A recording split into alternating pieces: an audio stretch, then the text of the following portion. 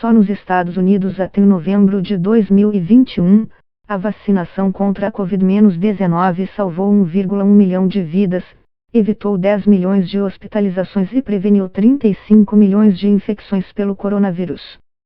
Foi com esse dado, recém-divulgado pelo Fundo Commonwealth, que a médica brasileira Suyan Costa Clemens iniciou sua apresentação por videoconferência durante o Congresso Brasileiro de Infectologia, realizado entre os dias 14 e 17 de dezembro em Goiânia. A especialista analisou, durante cerca de 1 hora, o progresso obtido nos últimos meses com as vacinas contra a Covid-19 e quais são as perspectivas futuras nessa área. Em poucos meses, conseguimos realizar treinamentos de profissionais, criar toda uma infraestrutura, acelerar a transferência de tecnologias e aprimorar os caminhos regulatórios de novos produtos. Que consigamos manter esses aprendizados para os próximos anos, disse. Diretora e uma das fundadoras do programa de mestrado em vacinologia da Universidade de Siena, na Itália, Clemens também é professora de saúde global na Universidade de Oxford, no Reino Unido, e atua no Departamento Clínico e de Relações Internacionais do Instituto Carlos Chagas, no Rio de Janeiro. A médica ainda é conselheira sênior de desenvolvimento de vacinas da Fundação Bill e Melinda Gates e esteve envolvida diretamente na criação de imunizantes contra o rotavírus e o HPV.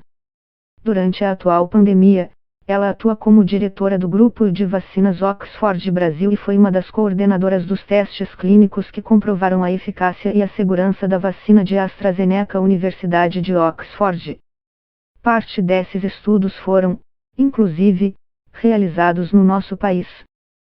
Segundo a análise da especialista durante o evento, a vacinação contra a Covid trouxe uma série de aprendizados e legados, como a criação de centros de pesquisa clínica em várias partes do mundo e os conhecimentos sobre a combinação de diferentes tecnologias, mas ainda restam muitos desafios pela frente, como a necessidade de ampliar a produção de doses e proteger toda a população mundial.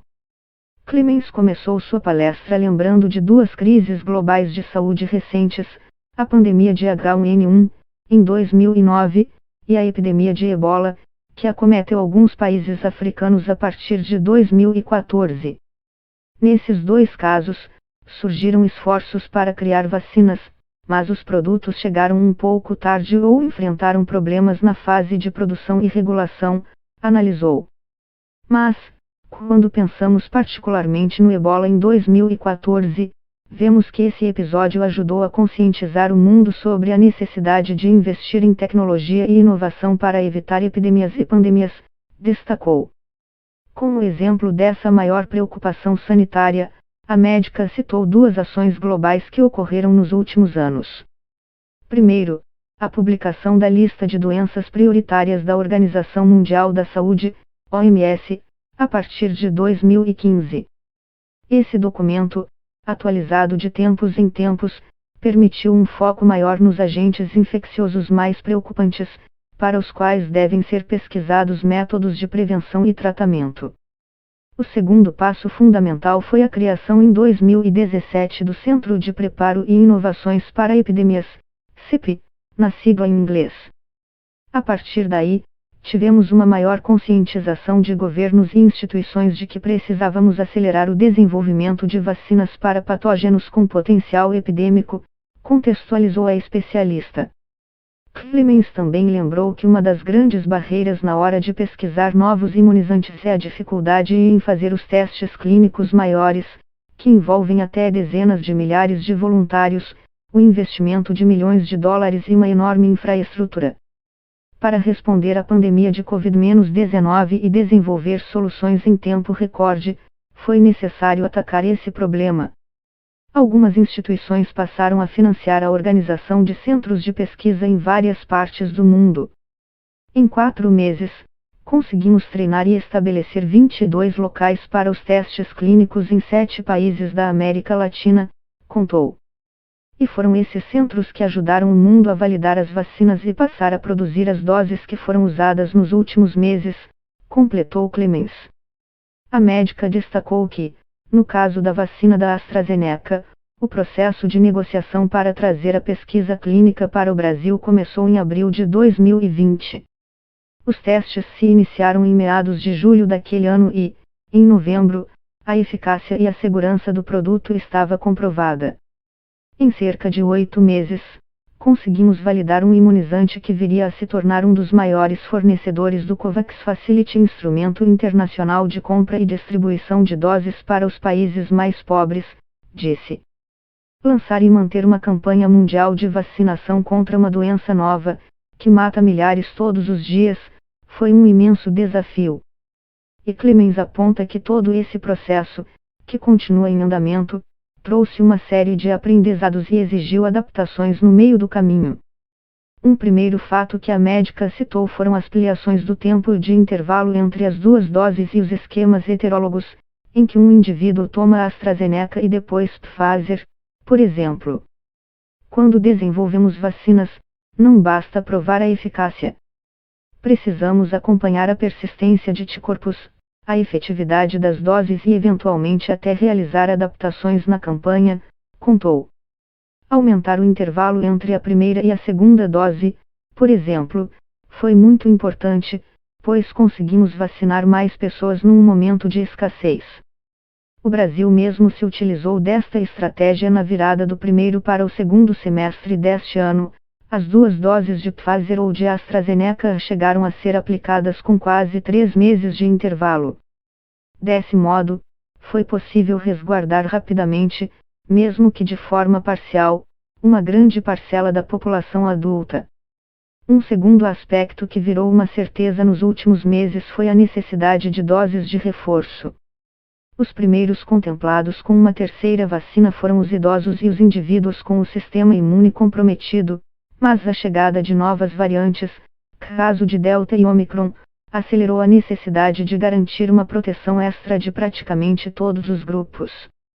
A efetividade das duas doses de vacina contra a Omicron é mais baixa, fica na casa dos 40%.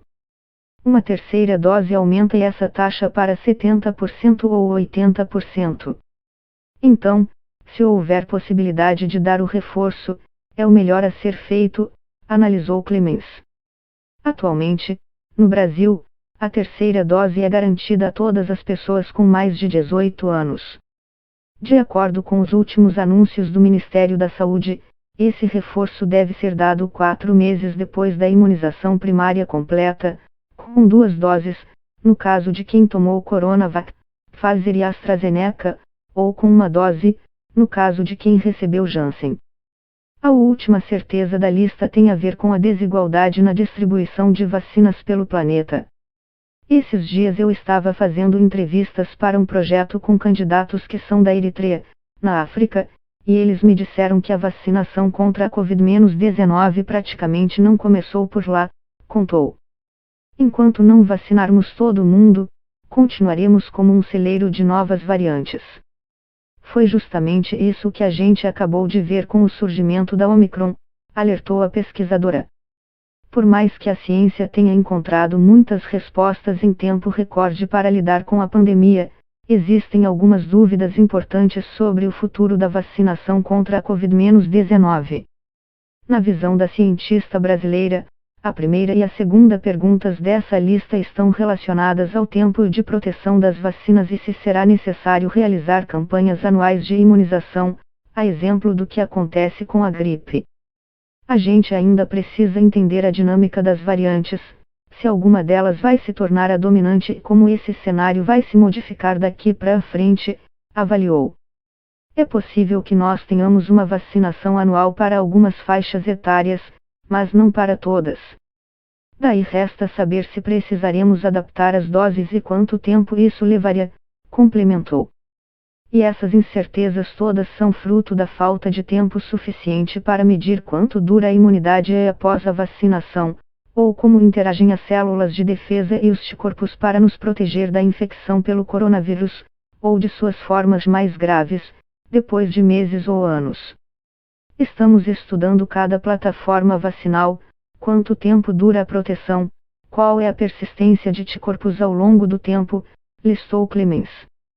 Para fechar, A última dúvida pode representar até uma esperança: será que é possível utilizar apenas meia dose de vacina como reforço? Clemens explicou que os estudos nessa área estão em andamento.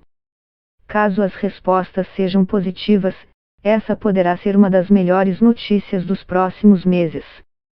Com meia dose, podemos vacinar um maior número de pessoas muito mais rápido, projetou a médica. Isso ampliaria a nossa capacidade num momento em que há escassez de infraestrutura, material e mão de obra, emendou. Estamos correndo atrás para aumentar a produção e vacinar o mundo, especialmente a África, com muito mais rapidez, finalizou.